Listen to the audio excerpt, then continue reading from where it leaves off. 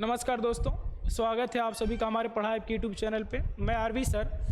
हम लोग daily math के 5 सुपर सीरीज के क्वेश्चन को इस पढ़ाई पे देखते हैं या डेली आपको यहाँ से प्रोवाइड किया जाता है। यदि आप यूपी पुलिस या जो आरपीएफ अभी का आया है, रेलवे आरपीएफ और एसआई का, अगर आप लोग डेली मैथ के 5 सुपर सीरीज को बस केवल देखते हैं या इस सीरीज के जितने भी क्वेश्चन हैं, मतलब अब तक लगभग 30-35 सीरीज हो चुके होंगे, अगर डेली 30-35 सीरीज को अगर आप देख लेते हैं बस सिर्फ आपने सुपर 5 को, तो हमें नहीं लगता है किसी कहीं से और आपको पढ़ने की जरूरत होगी। आपका पूरा कोर्स यहाँ से कंप्लीट हो जाएगा, ठीक है, क्योंकि हम लोग अलग अलग टाइप के हर एक टाइप के क्वेश्चन को डेली सुपर 5 में रखते हैं, ठीक है। तो आइए आज हम लोग इस सीरीज को शुरू करते हैं। आज का पहला क्वेश्चन है आपका, बोला है किसी वस्तु, देखिए अच्छा क्वेश्चन है, पेपर में आया हुआ क्वेश्चन है। ऐसे क्वेश्चन आते हैं बच्चे ना अक्सर छोड़ देते हैं, या कुछ बच्चे 2-3 टाइप से करने के सोचते हैं। देखिए पहला टाइप क्या करते हैं कि ऑप्शन मेथड से जाते हैं। जिसे बोला है क्वेश्चन में, क्या बोला है, किसी वस्तु के मूल्य में 4 क्रमिक रूप से वृद्धि होती है जो x की होती है। 4 बार वृद्धि होती है x की। बोला है कुल वृद्धि 107.36% की वृद्धि होती है। तो बोल रहा है यक्स का मान आप बताइए उसको। देखिए कुछ बच्चे क्या करते हैं, फार्मूला लगाते हैं x plus y successive x plus y plus x y बट्टा 100, ठीक है। लेकिन देखिए इससे काम नहीं बनता है, ठीक है। जो फार्मूला रटे हैं इस फार्मूले को, वो यहाँ पे नहीं काम कर पाता है। दूसरा क्या करते हैं बच्चे, कुछ बच्चे होते हैं जो ऑप्शन मेथड से करते हैं। ऑप्शन मेथड करेंगे, ऑप्शन ए बी सी तीनों का चेक करेंगे, और एक ऑप्शन इसमें नॉन ऑफ दिस भी दे रखा है। तो कभी कभी क्या होता है कि तीनों ऑप्शन में जो ऑप्शन चेक करते हैं आप लोग, वो ऑप्शन मिलेगा ही नहीं। तो अब बच्चे क्या कर देते हैं, ज़्यादा टाइम बर्बाद कर देते हैं। तो ये हम लोग लगाने का विधि देखते हैं। पहले इस क्वेश्चन को देखने से पहले आपको हम मेथड बता रहे हैं कैसे होता है।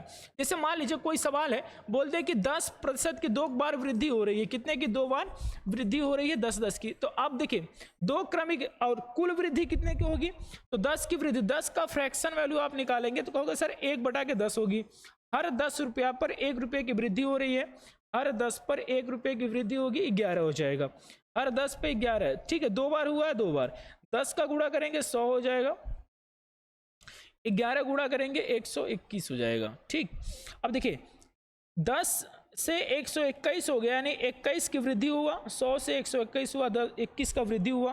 कितने पे कहोगे सर 100 पे। परसेंटेज के लिए 100 से गुणा कराओगे, परसेंटेज 100 से 100 कट जाएगा, आपका आ जाएगा 21%। अब देखिए यही सवाल आपको डायरेक्ट कुछ ना करके ऐसे बोल दे, यहाँ 10% ये बोल देगा x% की 2 क्रमिक वृद्धि होती है, जो कुल वृद्धि कितना बोल देगा आपको 21%। बात समझ में आ रही है आपको? जहाँ 10% बोला है वहाँ पे कुछ ना बोल के बोल देगा x% की वृद्धि होती है, और कुल परसेंटेज आपका 21% है। तो वो x का मान क्या है, तो देखिए x का मान कैसे पता करेंगे समझते हैं। बोलेगा 2 बार वृद्धि करके कुल वृद्धि 21% है। देखिए 2 बार करेगा, 2 बार ऐसे डॉटेड लाइन खींच लेंगे हम लोग, तो 21 को फ्रैक्शन बदलेंगे। 21 की फ्रैक्शन वैल्यू होगी 21/100। हर 100 रुपया पर 21 रुपया बढ़ा के मिलता है। समझ पा रहे हैं? हर 100 रुपया पर 21 रुपया बढ़ा के आपको मिलता है। तो 100 रुपया से कितना मिल जाएगा, होगा सर 121। तो अब देखिए 2 बार है तो वर्गमूल निकालेंगे। क्या निकालेंगे? वर्गमूल। 100 का वर्गमूल 10 होगा, 121 का वर्गमूल 11 होगा। 10 से 11 पे वृद्धि हुई, 1 की वृद्धि हुई। 10 से 11 कितने पर? 10 पे।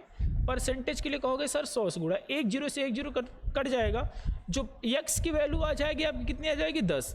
यानी इसको अब आपको हम समझाना चाहते हैं। देखिए 2 बार वृद्धि होगा तो 2 डॉटेड लाइन करेंगे, 3 बार वृद्धि होगा तो 3 डॉटेड लाइन करेंगे, 4 बार होगा तो 4। अब 2 बार होगा तो वर्गमूल निकालेंगे, 3 बार होगा तो घनमूल निकालेंगे, 4 बार होगा तो चतुर्थमूल, 5 बार होगा तो पंचमूल। तो ठीक है, हम लोग देखिए क्या करेंगे, यहाँ पे कितनी बार वृद्धि हुआ है? 4 बार x की वृद्धि हुआ है। तो क्या करेंगे आप लोग समझ, 4 बार है तो क्या करेंगे, यहाँ पे देखिए 4 बार करेंगे, ठीक।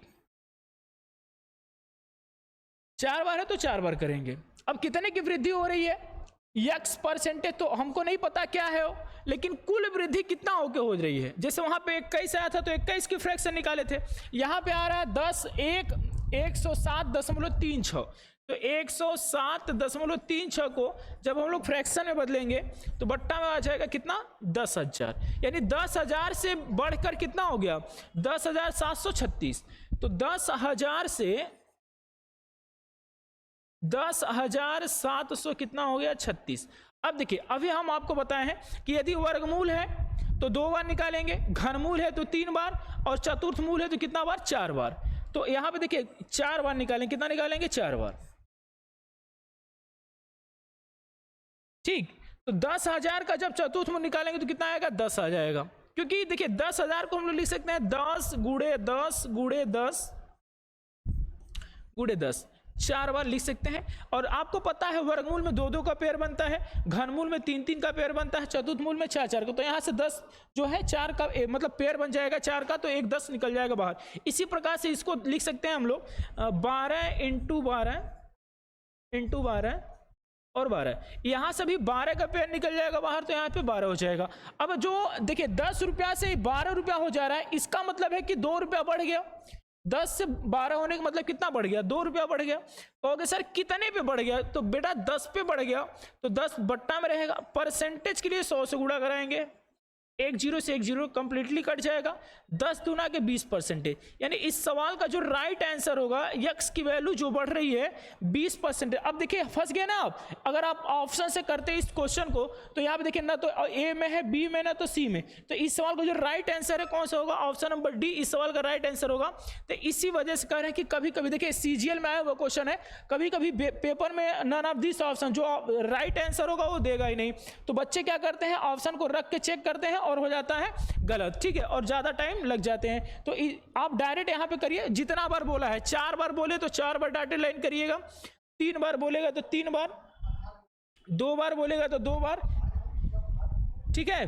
तो यहां पे क्या करते हैं 2 बार रहेगा तो वर्गमूल निकालेंगे, 3 बार बोलेगा तो घनमूल निकालेंगे, 4 बार बोलेगा तो चतुर्थ मूल, 5 बार बोलेगा तो पंचमूल, ठीक है। तो यहाँ पे 4 बार था तो चतुर्थ मूल निकालेंगे, तो इस सवाल का जो राइट आंसर होगा कौन सा हो जाएगा, ऑप्शन नंबर डी, यानी एक्स की जो वैल्यू आएगी 20% आएगी, ठीक है।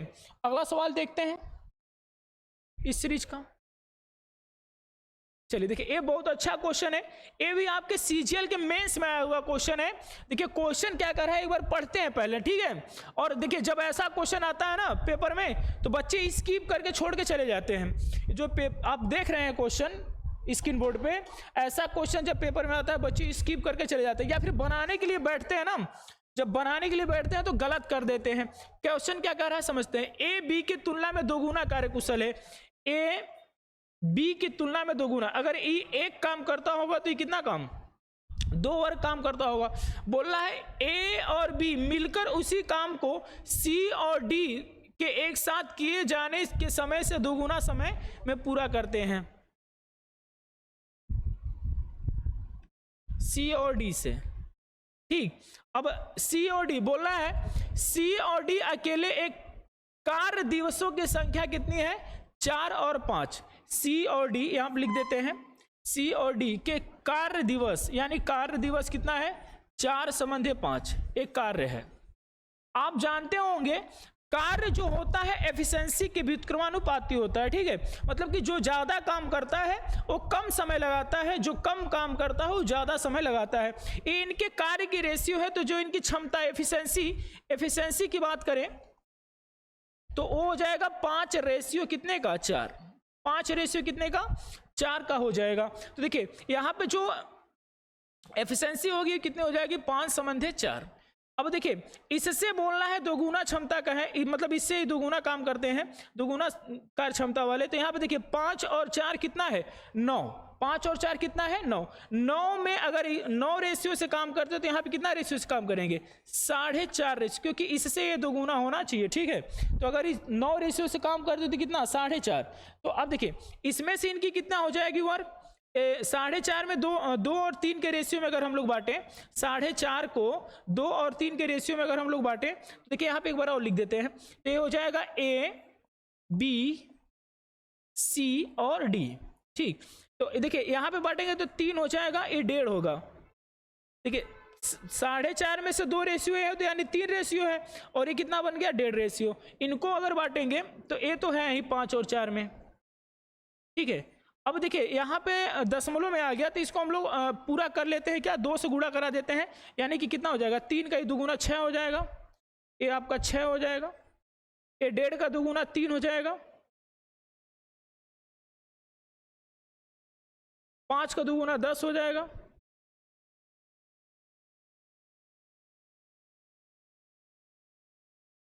और ये 4 का 2 8 हो जाएगा। ए इनकी एफिशिएंसी है, क्या है एफिशिएंसी, ए इनकी एफिशिएंसी यानी कार्य क्षमता, ठीक है, एफिशिएंसी है। अब देखिए इनका जो कार्य होगा यानी कार्य इसके व्युत्क्रमानुपाती होगा। ऐसा कोई एलसीएम जो जिसको ये सब काट सके, ऐसा कोई एलसीएम जिनको काट सके, तो कहोगे सर 120, 6 से भाग करेंगे 120 में तो कितना बार चला जाएगा, 6 दूना के 12 20, ये 20 हो जाएगा। 3 से भाग करेंगे 120 में तो 40 बार में, 10 से भाग करेंगे 12 बार में, 8 से भाग करेंगे 15, यानी ए उसी काम को 20 दिन में करेगा, बी काम को 40 दिन में करेगा, सी काम को 12 दिन में करेगा, डी काम को 15 दिन के रेशियो में कार्य को करेंगे, ठीक है। तो ये इनकी कार्य करने की रेशियो आ गई। अभी क्या कह रहा है आपसे, बोला है क्वेश्चन में कि डी जो है डी और बी के कार्य करने 50 दिन कम लेता है, तो 40 और 15 का अंतर दे रखा है, कितना आएगा आपका 25 आएगा, 25 बराबर 50 दे रखा है।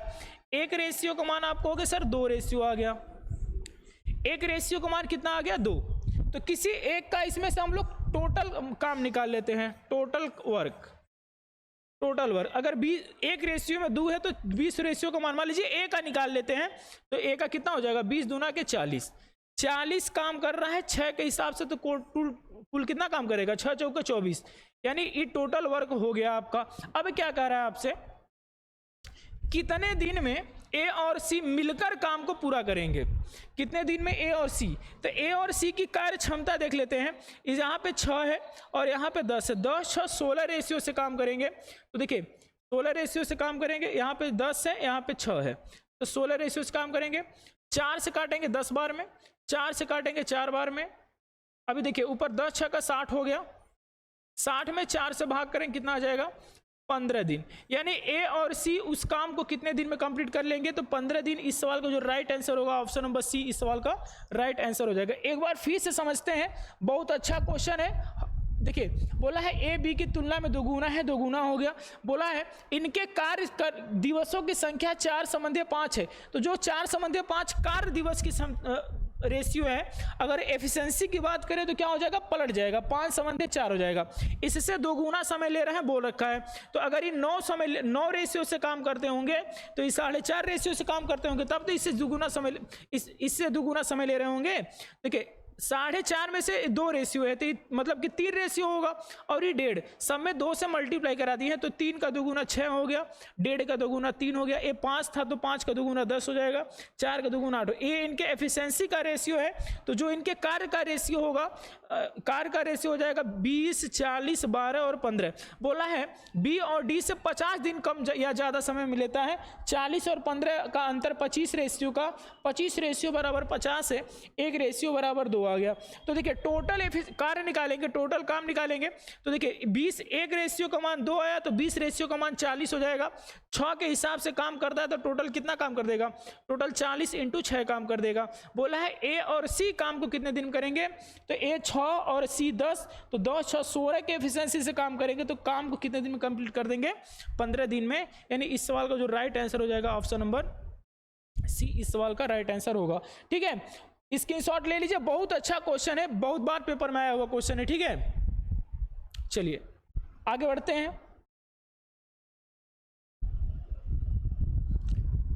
चलिए देखिए ये भी बहुत अच्छा क्वेश्चन है, यूपी पुलिस में ऐसा क्वेश्चन हर शिफ्ट में आए हुए थे। क्वेश्चन क्या कर रहा है, निम्न में से बड़ी संख्या, इनमें से बड़ी संख्या कौन सी है।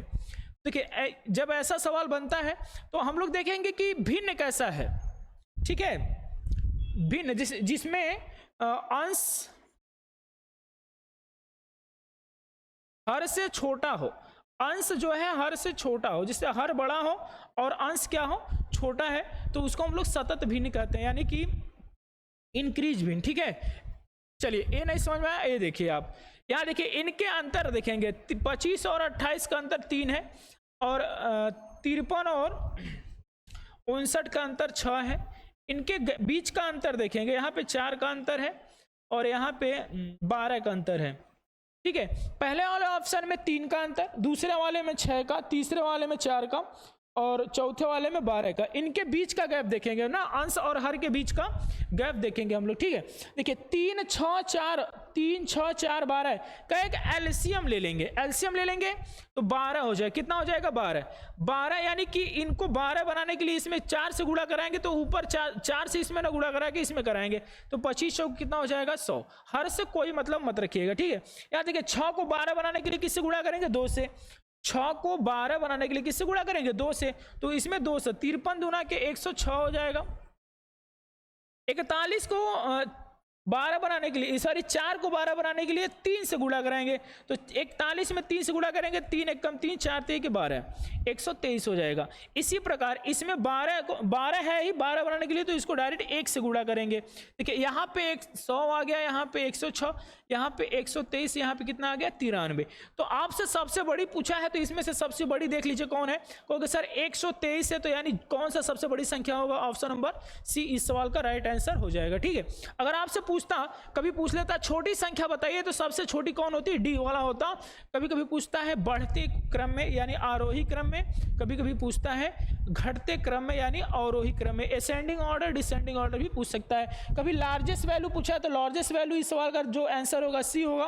कभी आपका छोटा पूछ लेता है कि सबसे छोटा मान कौन है तो इसमें से ऑप्शन कौन सा हो जाता है? डी हो जाता। ठीक है, आगे बढ़ते हैं। समझ, उम्मीद है समझ में आ रहा होगा। आपको कुछ नहीं करना है, ऐसा क्वेश्चन देखते ही बड़ा छोटा जहां बताना हो तुरंत इनके अंश और हर का अंतर देखेंगे। जैसे यहाँ पे अंतर 3 का है, यहाँ पे 6 का है, यहाँ पे 4 का है, यहाँ पे कितने का है? 12। सबको 12 बनाना है, सबको 12 एलसीएम बनाना है, यानी सबको 12 बनाना है। इनका एलसीएम आएगा 12, सबको 12 बनाना है। तो 3 को 12 बनाने के लिए 4 से गुणा, तो 25 में 4 से गुणा करेंगे 100 हो जाएगा।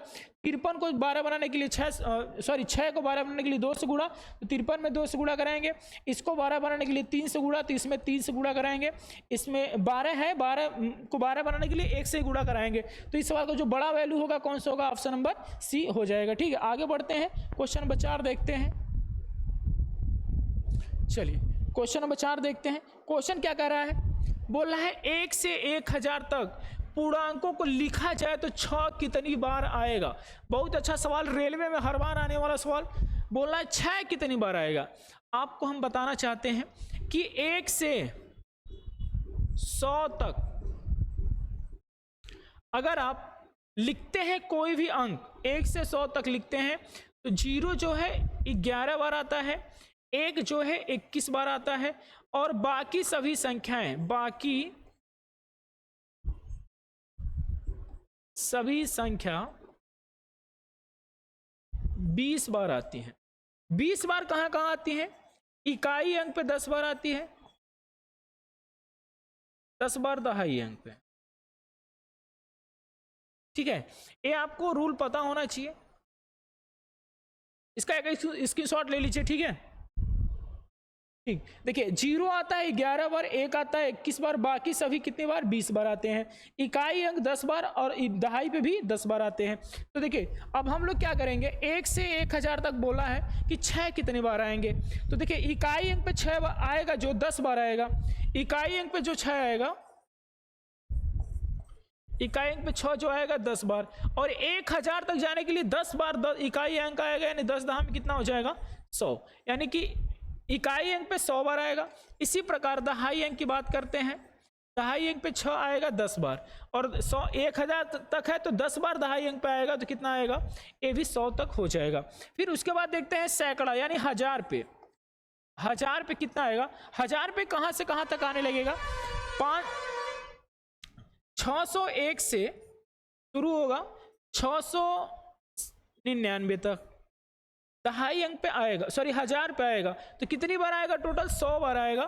तो यहां से 100A हो जाएगा, 100A 100A 100A, 100 2 3 300, टोटल 6 आएगा। कहां से कहां तक?